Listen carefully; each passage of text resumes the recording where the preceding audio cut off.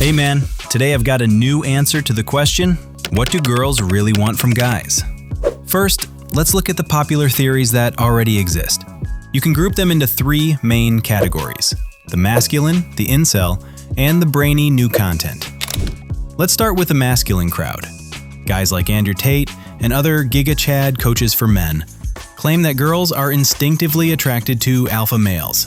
If you dominate, ration your attention, and hide your emotions, women will want you. Then you've got incels who reduce everything to looks maxing. Basically, your looks are everything. If you max out your appearance, women will project good traits onto you because of the halo effect, no matter how trash you actually treat them. And then there's the idea, from one guy, who promotes the idea that women want tender dominators with high status, meaning looks, strength, potential, money, and so on. Each of these theories has some truth to it, but also each one is deeply flawed. So flawed, in fact, that if you fully commit to any one of them, you might never actually learn how to connect with women, let alone have them interested in you. So before I break down my own view, let me tear these others apart. Why masculinity isn't the answer. The alpha male image definitely appeals to some women. It gives a sense of safety and confidence, but it's just one of many types women find attractive. And honestly, it's not even the most loved.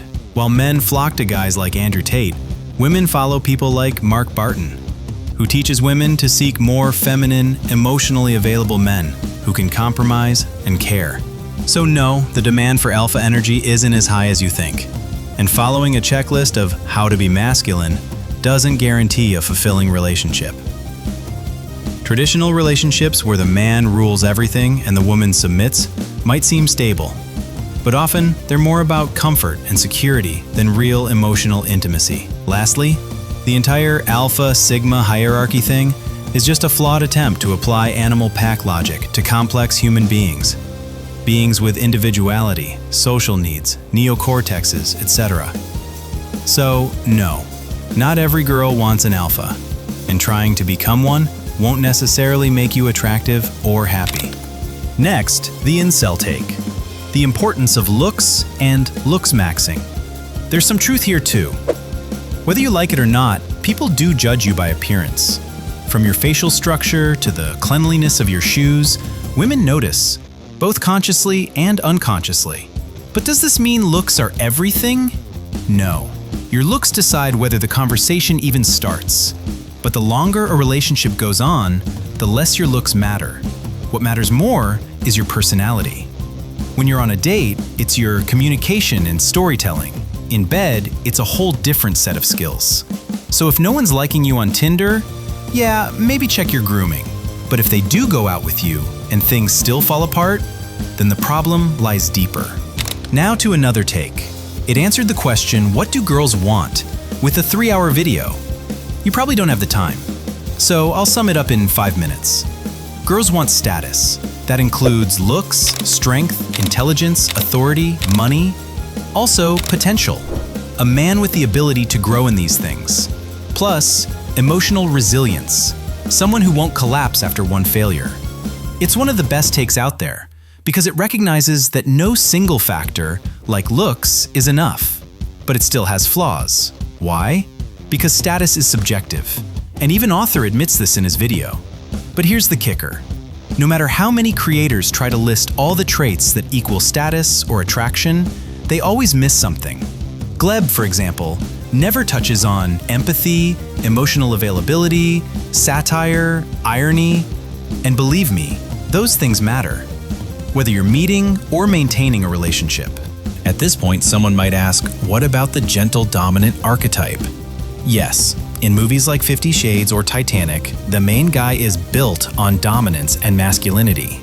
But for every Titanic, there's an Euphoria or Sex Education or Game of Thrones, with a variety of male characters.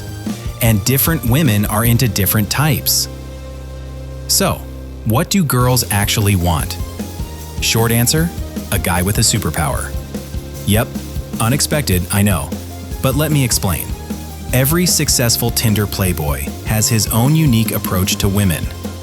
Like YouTubers, if you open your subs and ask, why do I like each of these people? You'll find they each have their own vibe, their own voice, their own charisma. Same with attractive guys. They all have a few things in common: grooming, communication skills. But beyond that, it's totally individual. So I came up with a two-step system. Step 1, master the human basics. Social adaptability, communication, chill vibes, independence. Now let's move to Step 2, find and grow your superpower. This is key. Your superpower is what makes a girl swipe on you, not the other guy. For example, me. I'm an average-looking dude, average build. But I've never had problems meeting girls. I've lived with my girlfriend for a year now. My superpower? Empathy. I genuinely try to understand people. Not to fix their problems, but to actually get what they're feeling. Unlike other empathetic guys though, I don't get obsessive. I don't lose myself in the girl. I keep time for my hobbies and interests, and that balance, that's rare. But for the right girls, it's wildly attractive. Now, let's talk about your superpower. There are actually pre-made types out there.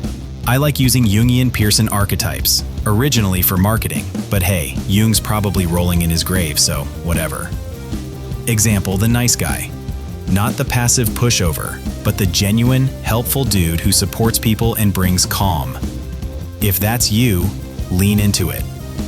Study psychology, learn how to support someone in hard times. Know when to help and when to back off. Just don't pretend to be emotionally cold if you're actually wired for warmth and care. Another example, the rebel. If you think the world is broken and you want to change it, cool. Start taking real action instead of arguing on Reddit. Be honest in your convos with girls and don't be afraid to challenge them, respectfully, with clarity. Want more archetypes? Drop a comment.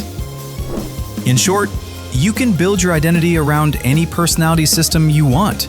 Just leave out the alpha, beta, sigma, zoo hierarchy, please. That approach doesn't just help you meet girls, it helps you build deep, secure connections. Because to her, you're not just another high-status dude.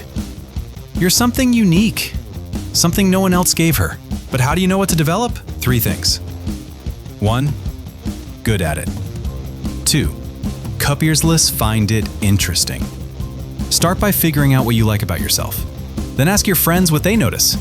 Maybe it's your humor, your supportiveness, or your big old beautiful brain.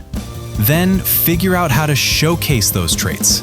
Important note, a superpower isn't just a cool thing you do. I play guitar, I collect postcards, I run a YouTube channel. But none of those made me more attractive by default. I tried using guitar to impress girls when I was 14. 0 results. Why? Because stuff like anime, guitar, chess, they only come up after a girl is already interested. Your real superpower is in how you interact with people, not in your hobbies. And as you grow, you'll notice different girls respond differently. Some love it, some ghost you. That's normal. Different women want different things. Strength, honesty, sensitivity, passion. So don't try to please everyone. That's pickup artist logic. Copy-pasting scripts, triggering trauma, creating emotional whiplash. Nah. We're here for healthy relationships. When you find a girl who truly vibes with you, you'll get something pickup artists can never offer. The chance to be yourself. Not a character, not a seduction technique. You. So, what do girls want? Guys who authentically embody themselves.